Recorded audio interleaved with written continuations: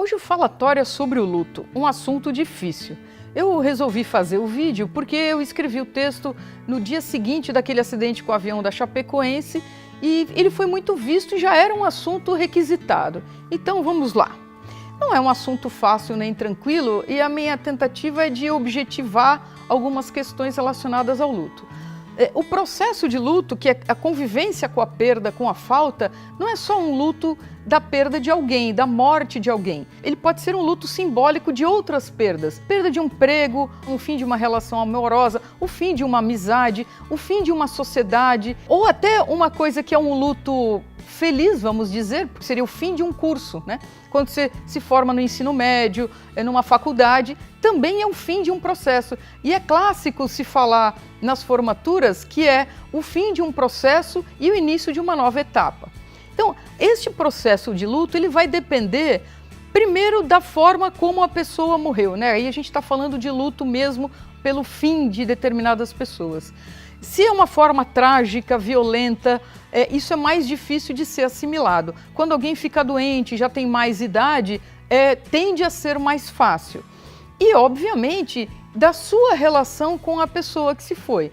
Quando a gente chora porque morre o Ayrton Senna, por exemplo, uma pessoa que tem uma visibilidade nacional, internacional, a gente não está chorando só pela falta dele. E aí a gente vê os familiares, as pessoas próximas, todas emocionadas e com muito sofrimento.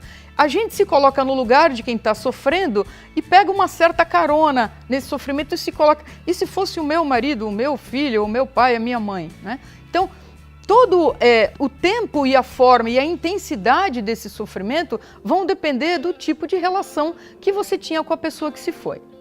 O que a gente recomenda para o enfrentamento do luto que não tem muito jeito? Acho que quem já passou por perdas de pessoas muito próximas pensa um pouco nisso, que dá vontade de você dormir e acordar 2 anos depois, porque o tempo ele vai fazer com que você aprenda a conviver com esta falta.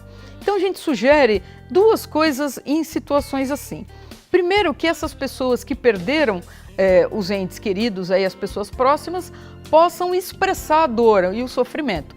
Expressar como? Chorando, ouvindo música, ficando no próprio canto, podendo falar e viver a dor e o sofrimento. Não adianta ficar do lado e falar, come, você precisa comer, dorme, você precisa dormir. Claro que dependendo da intensidade, até algum uso de medicação é necessário, mas a vivência da dor, ela é importantíssima.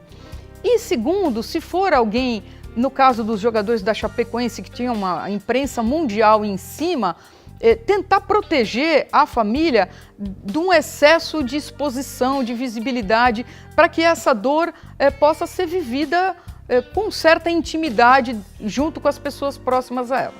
Então não tem muito jeito da gente sugerir ou recomendar alguma coisa que não seja a vivência dessa dor. Como que o luto acaba? Ele acaba com a gente lembrando e convivendo com esta falta. Parece um paradoxo, né? A convivência com a falta, mas acho que é isso mesmo. E a gente fica com a memória, houve uma relação, houve uma história comum, e a gente tem a oportunidade que ficou de conviver, de rememorar, de falar sobre o que aconteceu. Então, o processo de luto, ele gasta uma energia psíquica enorme. A gente não consegue trabalhar direito, comer direito, não tem capacidade de concentração, de pensar nas coisas mais prosaicas do dia a dia. É muito difícil, tá? Então, o que eu estou recomendando é isso, que se dê o tempo, se possa expressar esta dor e que depois de um tempo a vida se torne colorida de novo a partir da possibilidade de você ganhar energia para viver a sua vida, porque a vida segue. Seja o motivo pelo qual essas pessoas foram, se você também atribui isso a uma questão espiritual, estava escrito, foi o destino, o que quer que seja, se você tem uma religiosidade, uma espiritualidade, ajuda, né?